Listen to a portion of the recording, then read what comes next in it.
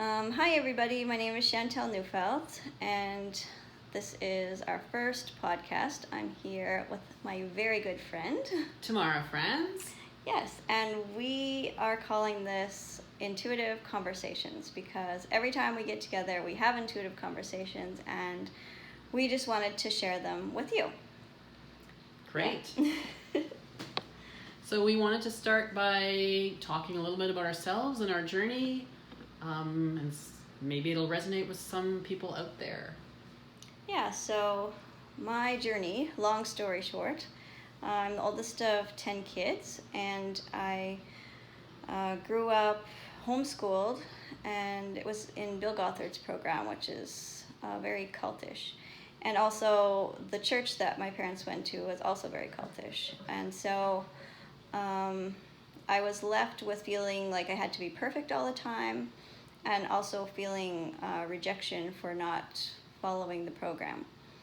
I have 3 daughters now, and I don't know how much of my story to tell, but I've had a few earthquakes in my life.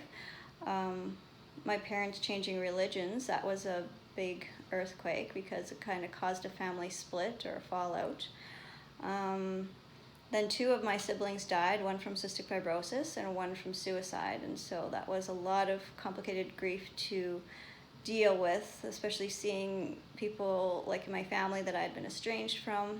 And I went through a dark time, but through dark times, you emerge differently. It was kind of like a butterfly, cocoon and butterfly situation. When I don't know, I feel like I sort of came back to life differently. The people who were an energy drain on me in the past just sort of slipped out of my life, and I chose new people who I aligned with, and I decided to follow my passion, which is to become a therapist. I actually became a hypnotherapist, and so now that's what I do. I'm an online therapist, and I help people find peace after trauma. So basically, just like the answers that I was looking for when I was going through my grief, and when my brother was looking for answers to for mental health, he didn't find any, and I wanted to be there for someone else who was looking for answers. Mm-hmm. Yeah. Wow. My story is different but similar in some ways. I grew up in a family of 6, so 3 siblings. One came into the family when I was turning 9, so up until then I was the baby of the family, so that was probably a big rupture in my life at that point. My dad was a pastor, and so we moved a couple of times to follow his work, and eventually ended up moving to this area of southern Manitoba, which is a very conservative area. Not that my parents necessarily thought very conservatively. They were thoughtful parents, and we had a lot of good conversations and were encouraged to think. But the general atmosphere as I moved here at 13 was one of lots of fear and judgment, which I think I could really sense but didn't really know how to talk about. And one of the things that happened to me at age 18 was that I lost my singing voice, and which has never really come back. And I've come to look on that as a metaphor of somehow some part of me went into hiding. And so my adult life has been a search for that part of me, I think, to come back. I've always had a fascination with the beyond, the metaphysical, the spiritual. Yes, me too. I have with me a book, Life After Life, written by Raymond Moody, which I read as a preteen. He was the guy that pioneered the whole study of near-death experiences, and kind of identified what are the typical things that happen in a near-death experience, and he brought that language into general use, and so that kind of sparked a lifelong fascination with what's beyond what we know, what we see, what we can touch. Eventually, as I got older, I met my husband, who was from Montreal, and we moved out there, and that started a few decades of kind of searching to find our way. And we've moved 13 times over the years. Wow. We have a family of 4 kids, 1 child with Down syndrome, so that's brought other challenges in as well. And I ended up in the education system, being an educator. Took time off to homeschool my kids. And then when I hit 40, I sort of went through a period of like, what is it that I want to do? Because my kids won't be home forever. I need a plan B. And through a series of synchronicities, I ended up studying transpersonal studies. I did a master's in transpersonal studies through Atlantic University. And through those studies, I discovered guided imagery and music therapy and got my certification in that. So that was just a way of exploring my fascination with the inner world, the world beyond and the inner world, and there's just so much more than what we're led to believe. Yes. But living in southern Manitoba, because we eventually moved back here, has been a challenge, because until I met you, I had very few people that I could explore this frontier with and talk about the things that really I feel passionate and excited about. So we're kind of hoping that people out there will feel like there's a tribe for us, those of us who are a little bit on the fringe. Yeah, and not feel so isolated. Yeah. That's awesome. So yeah, today we've brought a book along. We each have a book. It's called The Circle. This is what we do when we get together. We talk books. Books that we both love to read. She's got a ton of amazing books, and I'm starting my collection.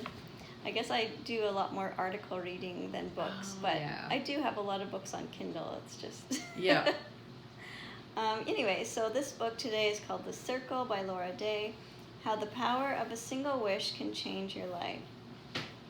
And it's amazing because it's a workbook, and so you can kind of journal your way through the different aspects of the book. And yeah, it's all about intention. It's all about wishing, allowing yourself to wish, and how wishing directs energy or gives the energy a path to travel on. Yeah, what I like about this book is I feel like I've done a lot of wishing in my life and had lots of big dreams and things, but the challenge of making things practical has kind of eluded me, and the process that she takes us through really kind of helps break things down and make it a doable thing. Like she talks a lot about rituals, like rituals replacing habits, because we all have habits that we don't necessarily want anymore, and it can be a challenge to like leave those habits. But if you are like trading one thing for the other, or like rewriting what you used to do at a certain time and now you're doing something else, but I guess a lot of people have different meanings of the word ritual. And so her meaning is rituals, they're an act performed in an intentional way on a recurring basis. The meaning with which we empower things. Rituals dissolve old patterns and create new ones and give order in the midst of confusion. I like that word ritual because for someone like me who's really fascinated with the spiritual and the beyond, it gives a feeling of, like, a habit feels ordinary. Like it's something you do subconsciously, like you put yourself on automatic pilot and you're just not even thinking. But a ritual has kind of like a magical or a spiritual or a cosmic feeling about it and makes it almost magical. Yeah. My husband and I have a ritual. We have coffee every day when he comes home from work. And so, that's a moment, it's a flashpoint in my day that I look forward to, because it means something more than just sitting down for coffee. Yeah, you kind of share about your day and connect. That's awesome. So yeah, the language, I think that was one of the things that really caught on for me with this book, was the language in it. Like the words that she chooses in this book, I find she gathered from all sorts of countries and all sorts of, probably religions and backgrounds and cultures, and put it into words that North Americans understand and are not scared of. Right.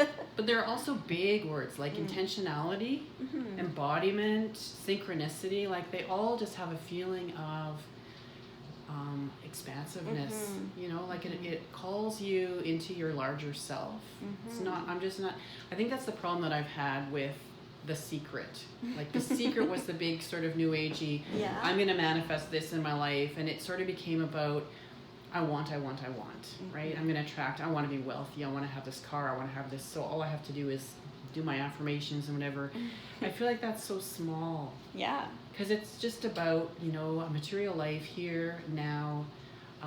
But like the best things in life, money can't buy. Right. And so this is more about that. It's more about how you want to feel, like the joy you want to create every day. Like, and the connectedness of just how that ripples out from you to impact the people around you and have an effect on the world somehow. And how you can co-create your life and not necessarily know what's around the next bend, but like have that trust that it's going to work out and it's going to be the feeling that you want, regardless of what it looks like. So it's been a while since I read this book, although I have to say, my husband and I go on we do a retreat weekend every winter. And I took this book with me last February. And I went through a lot of it and did a lot of the exercises. And then I came back, and in the weeks and months coming back, I ended up writing my first book and putting it up for sale on Amazon. So that was the result of actually reading the book and going through the process. It's powerful. So, like it really nails down what you want to do. Yeah. But now thinking back, I don't remember all the steps that I did. So maybe talk about what some of the things that you've been doing with the exercises in the book. Well, being a hypnotherapist, I'm used to like guided meditations, and so she has this meditation at the beginning of the book, which I'm going to record and listen to before I go to bed, and listen to, you know, when I go into my sacred space that I still need to create. But she talks about the sacred space, and just sort of get into, or just go inside. You know, some people find it a challenge to meditate or to quiet the mind, but when you have a guided meditation to follow, then, or even some music to go along with it, it just sort of takes you inside, and the rest of the world sort of seems a little bit further away. Yeah, love that. Do you have a sacred space that you go to? Like it says here in the book, it can be a special couch, chair, room, or even an outdoor space, anywhere that your surroundings connect you to your own inner peace. Like it just reminds me of last time when we got together, you were telling me about this room. Like I went to her house last time, and what did you call your room again? Oh, the Hygge room. Yes, and tell us what that stands for. That's a Danish idea. My husband works for a printing company, and they printed the book, and it was called Hygge, which is a Danish word. You can't even really translate it, but it means something like savoring the good things in life. And it's about simplicity, and it's about creating beautiful space that's warm and inviting, bringing people together, and doing away with all those distractions that keep you from really connecting. So Danish people typically put their phones away when they get together. I think they buy more candles than any other country in the world, and nice cushions and things. And so after reading that book, we created a room that we put a little heater in there, one of these, you know, fake wood fireplace things. Yeah. And just creates an atmosphere, creates a mood. So we called it the Hygge room, but right now our sunroom's become the Hygge room. But yeah, a space like that, it just kind of, you feel different when you walk in. It's a place to go to recharge or to connect. Yeah, in the book it says combining comfort, images, sounds, and scents. But it also says that you can carry your sacred space with you wherever you go, like even if you travel, by imagining it with your inner eye. So like my safe space is under a willow tree. When I was a child, I would imagine that and feel safe because the willow tree branches would, you know, go all the way to the ground, and I was resting up against the trunk of the tree, and I could see everyone out there. But they didn't know I was under the tree, and no one could get in under the tree, and so there I was safe. So, yeah, it's just an interesting idea.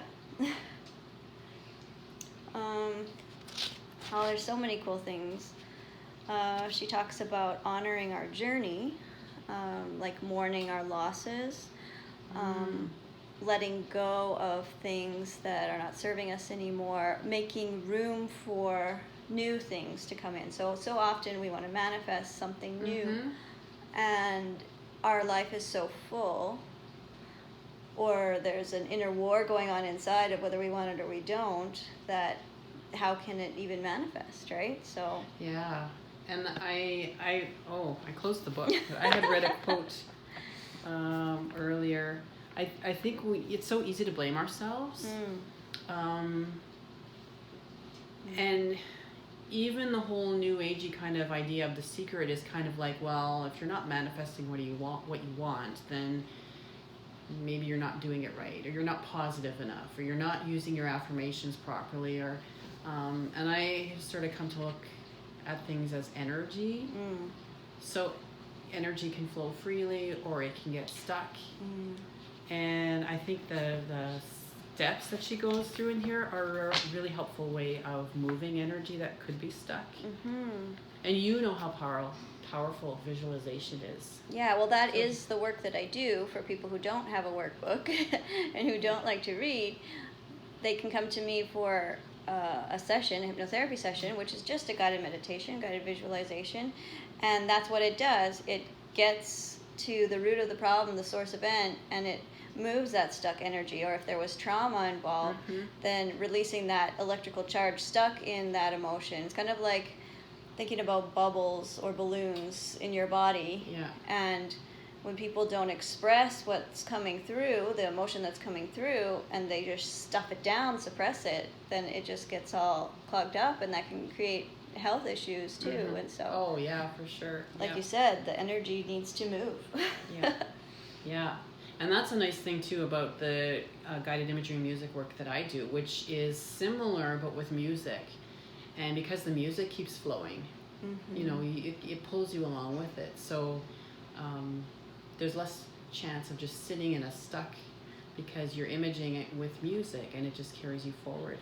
I love it. I love the sessions that I've done with her, because you just see such amazing things, and she's there to guide you and sort of, I don't know, not really interpret what it means, but ask the right questions so that you get the interpretation that you need. If that makes sense. Yeah. Or how would you describe it? Well, just to help people really experience their imagery fully. And so that once that guided journey part is over, we can talk about it and make some connections and insights. And I got to color afterwards. I got to draw what I saw. It was amazing. Anyways, what we were talking about, going back to honoring the journey, we were talking about mourning losses and making way for new things to manifest. I was also going to say that we are manifesting all the time, whether we want to or not.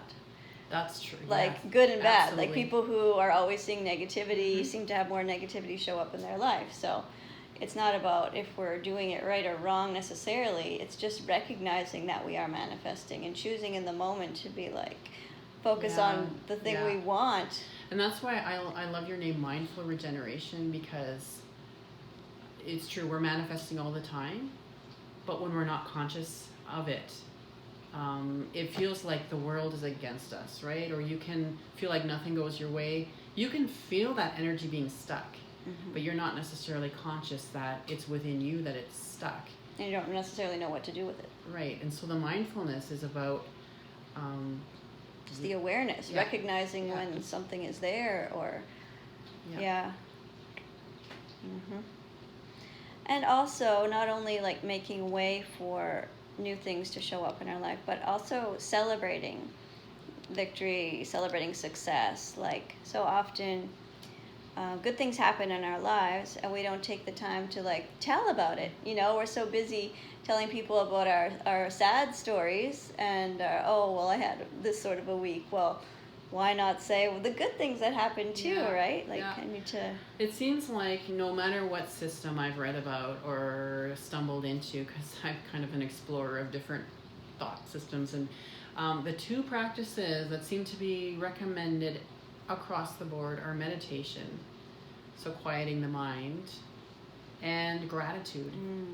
The power of those two things. And it's so, like you said, so easy to focus on what's wrong.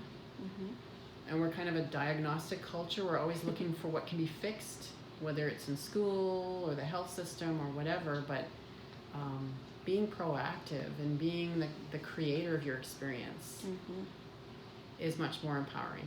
Yeah, and gratitude's the highest vibration, they say, too.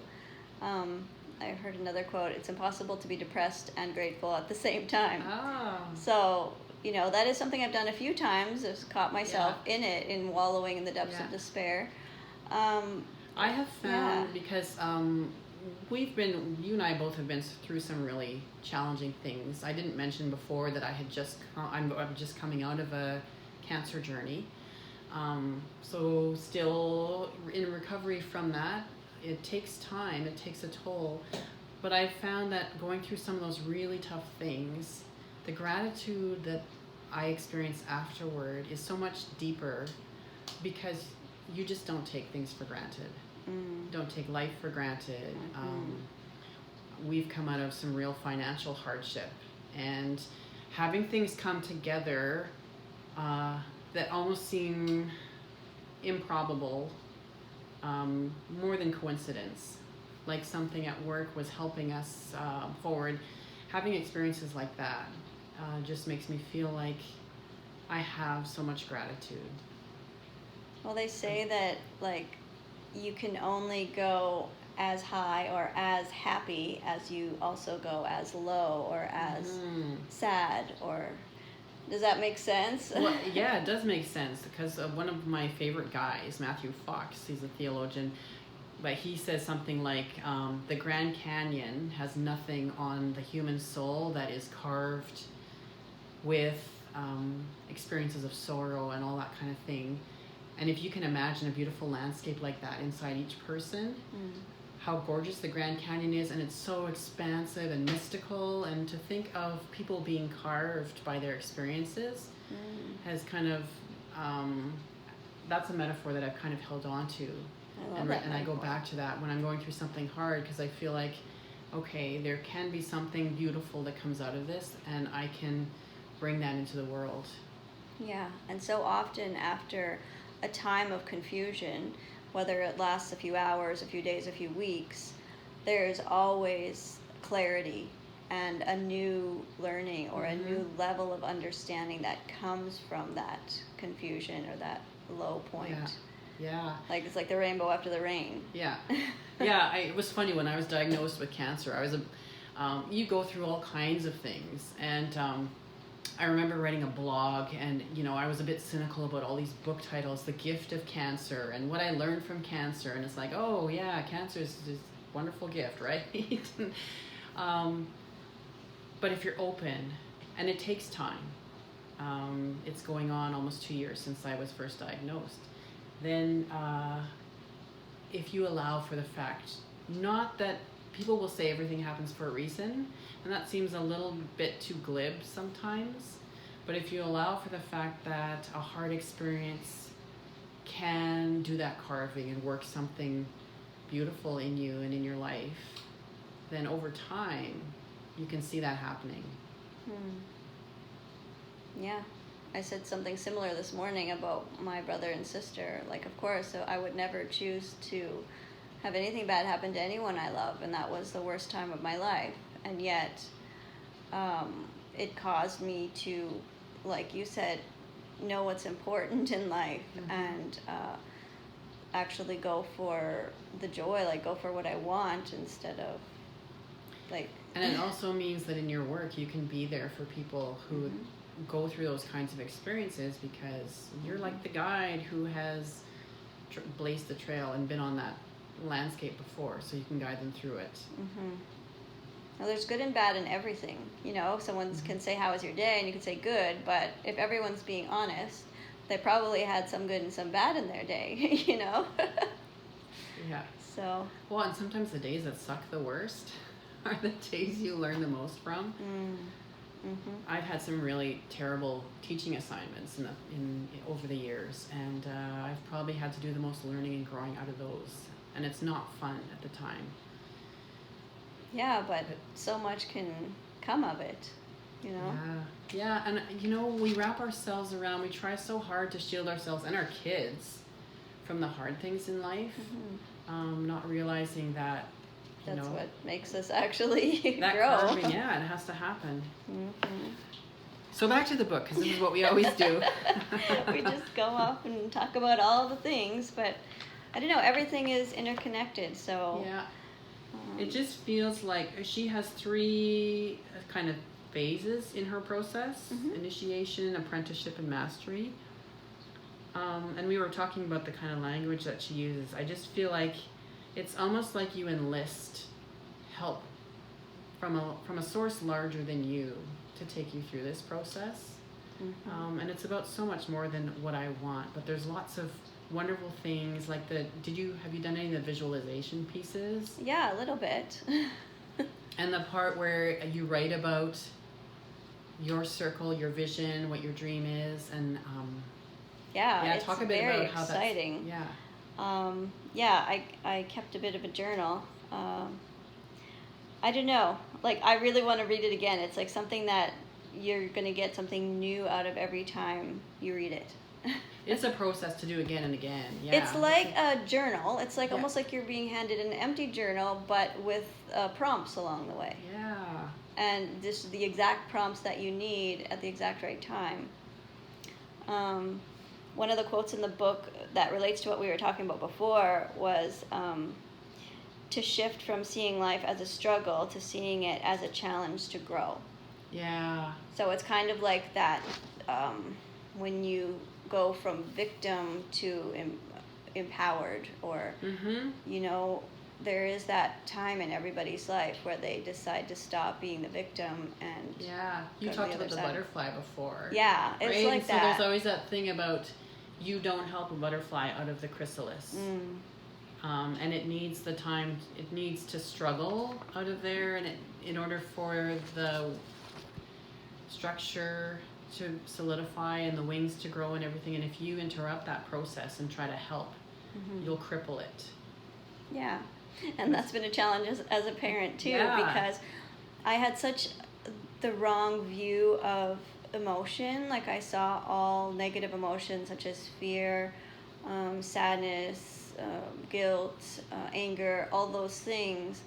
I thought they were all bad to be avoided, like conflict avoided. But with my kids too, like whenever there was a conflict or whenever they were feeling sad, it was all about, oh, let's quickly get you happy again, instead of like allowing the whole process to unfold. I think that's a big cultural thing, you know, and I think as women we're kind of trained to be the people that help others through their hard emotions, and I mean, there is a balance. Little ones, you know, need you to sort of guide them.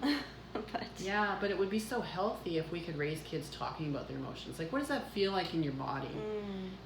If that was like a monster, what would it look like, you know? And just having them, because I know for myself, a lot of those hard feelings, I learned to not feel them. Or stuff them down. Yeah, and I think when I talk about losing my voice, I think that was part of it. That it's just the stuffing of when you have a bit of a messiah complex, or you feel like you're the one that's supposed to be there for everyone, and you minimize your own feelings, and you minimize the things in your own life, and you stuff it, and then it's like energy that you're putting in a box. It's very disempowering, and it really does steal energy from you. Yes, it does. And what I've come to realize is that those emotions serve a positive purpose. Like, for example, with boundaries, I've struggled with boundaries as an adult, and it was because as a kid I wasn't allowed to show anger. That was punished, right? And so anger is just a way to, you know, show what your boundaries are, set your boundaries, or let them know once they've been overstepped. And so it's been a matter of actually trying to find my anger again instead of the opposite. I hear that. I think that's an epidemic problem for women who grow up in conservative religious culture. Mm-hmm. And we've both talked about this fact that we kind of have a real special interest in helping people who have been traumatized or harmed by their church experience, their religious experience. And you lose the trust in yourself because you're not trained to have those boundaries. Mm-hmm. Having a really solid sense of self is not something that you develop when you have no sense of inner authority. It all comes from this book or this outer figure. Yeah. Yeah, so true. Yeah. So another thing that the circle describes all sorts of different things. Like, it's used to, like, for the ritual, right? It's used to also be like a circle of friends, right? Like, you can gather together and, well, it just says ask for what you need, ask what other people need. Like, if everyone has a surplus of something, so you can always give to someone who needs something, or like, even like, it's usually not a money thing, but it's more of a support or I don't know. Yeah, well, I think the circle is the thing that connects us all. Yeah. Because it's like the energy of the circle. Yeah. That's an energy that just flows around and around, and it's the most inclusive symbol, Mm-hmm. I think. So Just a way to describe it. It's so simple, but it's beautiful because I think everyone relates to the idea of circle and belonging in a circle and being held in a circle. And because it's like a basic human need to belong, right? Yeah. And it used to be where, you know, the women of the village would gather together and bring their clothes to the river and wash their clothes at the same time every day, and they would have a sense of community and belonging. Yeah. But now we all have our own washing machines, and if you're raising kids and you don't have a job, then, you know, kind of isolated from... Yeah, that makes me think of that old song. It's an old gospel song or whatever, Let the Circle Be Unbroken. But I think the circle has been broken because we are all so isolated. And if you think of like like you talked about women washing their clothes together, but like village times, olden days, when people got together, they danced in circles, they sat in circles to worship or do whatever together. And there's, I think the circle brings that feeling back of being part of something that's more than just you. It reminds me of that. I think it was Rwanda was the place where there was like a genocide, and then people from North America came there to try to help, and they brought them one by one into these little rooms to do like a typical therapy session with them. And the people, they just thought it was ridiculous because that's not how they did their healing. They had this big circle where, you know, everyone would come away from their jobs and get together and rally around the person who was suffering and dance and sing and you know. Energy is multiplied and flows in a circle, and it goes back to that belonging, because when you're part of a culture where everyone is so connected like that, and you get these Western people coming in where, we're all in our own cubicles working in the office, and here's my computer space, and don't touch my computer space, and my yard is fenced off from my neighbor's yard, and it's such a different mindset. That was pretty much the rest of my notes. I didn't have too many more notes, but I guess you could tell us a little bit about like your book and how going through the circle helps your book come to be. Well, like you said, it's like a guidebook. It's like a guidebook that takes you through the process of getting from here to there. And whether it's a big wish, like a big life change, finding your life purpose kind of thing, or whether it's something more focused, like making your relationship better or whatever. Or writing your book. Yeah. Or anything. There's just a process that it takes you through step by step. I think we talked about this before, or just before we turn on our podcast, that when you have a vision or an idea, you get all excited, and if you're a big picture thinker, you're just reveling in the feeling of what it is that you imagine. And then when it comes down to actually the nuts and bolts of, it can get a little bit complicated. Yeah, all the details of, where do I go first, and how do I And this gives a process. Yeah. And steps, like it's baby steps, you know? It is. It's so easy to understand too. And like my big wish is to have like a women's online circle where, you know, these small, it's kind of like how some churches have these small groups, you know, Yeah. where you Yeah. just have a certain like what the things you do for second, third, but everyone goes around the circle and gets a chance to share what they've learned that week, to support the others on their journey. Like it's just a beautiful thing. And I've been involved in one of these online circles. We also did dancing together. Oh, online? Online, we were on a Zoom call, so there was like 5 or 6 of us depending on the Yeah. day. And we would turn on a song and we would dance to it, and it was fun. It was beautiful. Like the energy was moved, and that it sounds was great. Yeah, like Yeah, that's my big picture. Yeah, I think circles give strength. Mm. I was part of an online circle too years ago when I was sort of hiding myself in the closet of conservative southern Manitoba and not having anyone to talk to about what I was exploring, and found this group of women online, and to this day a bunch of them are still really good friends of mine. Mm-hmm. On social media, and one of them lives in Ireland, and I met her a few years ago in Toronto, and it was Wow. wonderful. So that feeling of, you know, finding your tribe Yes, that is and the being feeling. surrounded by your tribe is really gives a, yeah, it's very Nothing can empowering. replace it. All right. Well, I think that'll be all for today. Thanks for joining us, and look forward to next time. Oh, you know what? We should, before we sign off, the book was called The Circle. Yes. The author, Laura Day. Yes. You can find her on YouTube, and the book you can find on Amazon. So, and it's a workbook, Yeah. like a journal. You can Yeah. write in with prompts. All right. Have a good rest of your day, and catch you next time. Bye.